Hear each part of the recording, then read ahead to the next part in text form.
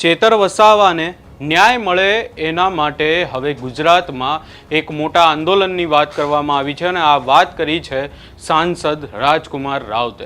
શું છે સમગ્ર મામલો એની વિગતે ચર્ચા કરીશું। નમસ્કાર, હું છું ઉજ્જવલ અને આપ જોઈ રહ્યા છો નિર્ભય ન્યૂઝ।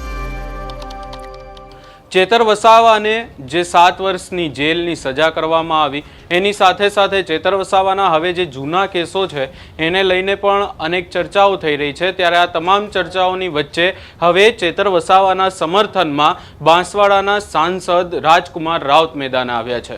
રાજકુમાર રાવત અને ચેતર વસાવા અનેકવાર આપણને સાથે પણ જોવા મળ્યા છે અને રાજકુમાર રાવત પણ ચેતર વસાવાની જેમ જ ભીલ પ્રદેશથી લઈને આદિવાસી સમાજના જેટલા પણ મુદ્દા છે મુદ્દાઓને લઈને પણ સતત સવાલો ઊભા કરે છે। સવાલો ભલે રાજસ્થાનથી ઊભા કરતા હોય, પરંતુ આ તમામ ચર્ચાઓની વચ્ચે હવે રાજકુમાર રાવત દ્વારા અહીંયા ચેતર વસાવાને લઈને એક પોસ્ટ કરવામાં આવી છે અને લખવામાં આવ્યું છે કે ગુજરાત में आदिवासी विधायक चेतर भाई वसावा को 7 साल की सजा दिए जाने का हम पुरजोर विरोध करते हैं। यह न्याय नहीं बदला है। जो नेता आदिवासी, दलित, गरीब एवं किसानों की जमीन बचाने और उनके हक की लड़ाई लड़ता है, भाजपा सरकार उसे झूठे मुकदमों में फंसाकर जेल भेज देती है। भारत आदिवासी पार्टी चेतर वसावा के साथ खड़ी रहेगी। उनके न्याय के लिए बहुत जल्द गुजरात में बड़ा आंदोलन किया जाएगा। खास કરીને અહીંયા તમામ ચર્ચાઓની વચ્ચે રાજકુમાર રાવત દ્વારા એક વિરોધ પ્રદર્શન દરમિયાન ચેતર વસાવાને લઈને શું કહેવામાં આવ્યું એ પણ સાંભળી લઈએ। व्यक्तिगत चेतर भाई वसावा को व्यक्तिगत मैंने भी सपोर्ट किया है और आज भी सपोर्ट करेंगे और जरूरत पड़ेगी, क्योंकि हम मानते हैं वो आदिवासी समुदाय एससी माइनॉरिटी ओबीसी के हक अधिकार की बात करता है, लेकिन वो पॉलिटिकली एजेंडा नहीं बनाए। बस राजनीतिक तरीके से हम अलग अलग हैं, लेकिन व्यक्तिगत और सामाजिक दृष्टि से हम उनके साथ हैं। बहुत बहुत धन्यवाद सर। व्यक्तिगत चेतर भाई वसावा को व्यक्तिगत मैंने भी सपोर्ट किया है और आज भी सपोर्ट करेंगे और जरूरत पड़ेगी, क्योंकि हम मानते हैं वो आदिवासी समुदाय एससी माइनॉरिटी ओबीसी के हक अधिकार की बात करता है, लेकिन वो पॉलिटिकली एजेंडा नहीं बनाए। बस राजनीतिक तरीके से हम अलग अलग हैं, लेकिन व्यक्तिगत और सामाजिक दृष्टि से हम उनके साथ हैं। बहुत बहुत धन्यवाद सर।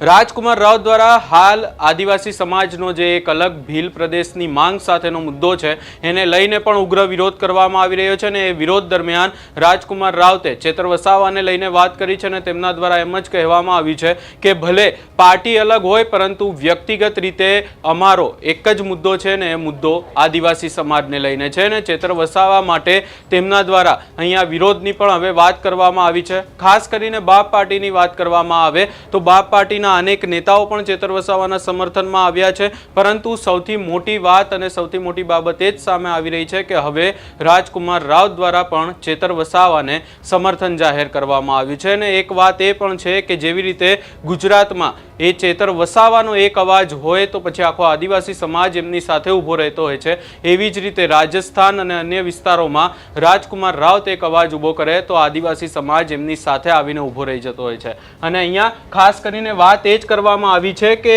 यहाँ न्याय नहीं बदला है। जो नेता आदिवासी, दलित, गरीब एवं किसानों की जमीन बचाने और उनके हक की लड़ाई लड़ता है, भाजपा सरकार उसे झूठे मुकदमों में फंसाकर जेल भेज देती है। એટલે અહીંયા સીધી જ વાત ભાજપ પર કરવામાં આવી છે અને સૌથી મોટો મુદ્દો એ છે કે હવે भारतीय आदिवासी पार्टी एटले के बाप पार्टी ये चेतर भाई वसावा के साथ खड़ी है और उनके लिए बहुत जल्द गुजरात में बड़ा आंदोलन किया जाएगा एवी बात अहींया राजकुमार रावत द्वारा करवामां आवी छे। हवे जोवानुं रहेशे के आगामी समयमां शुं थाय छे। आ समग्र बाबते तमारो शुं अभिप्राय छे ए अमने कमेंट करी जरूर जणावशो ने अमारी चेनल निर्भय न्यूज़ ने लाइक, शेर, सब्सक्राइब करवानुं भूलशो नहीं।